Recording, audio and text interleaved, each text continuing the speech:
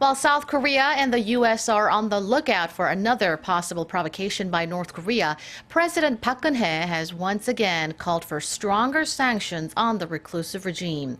In forceful remarks, she also asked officials to devise plans to accommodate the influx of North Korean defectors. We begin with our presidential office correspondent, Song Ji-sun.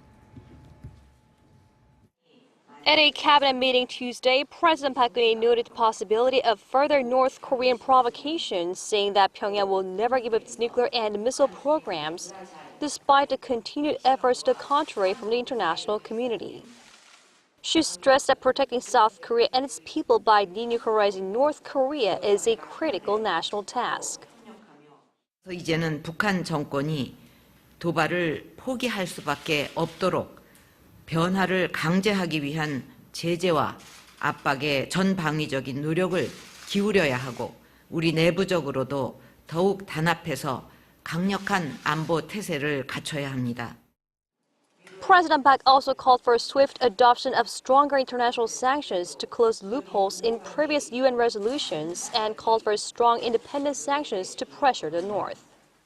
핵 개발을 멈추지 않으면 보다 강력한 제재가 가해지는 것은 물론 국제사회 대 북한의 구도가 더욱 확고해져서 최소한의 외교적 관계도 어려워질 것이라는 점을 분명히 인식시켜야 합니다. President Park also noted that influx of defectors could be a precursor to unification and that the successful settlement of the defectors could give hope to people in the North suffering from tyranny. 관계부처들은 긴밀하게 협업해서 탈북민 정착을 위한 제도를 재점검하고 자유와 인권을 찾아 올 북한 주민들을 충분히 수용할 수 있는 체계와 역량을 조속히 갖춰 나가기를 바랍니다.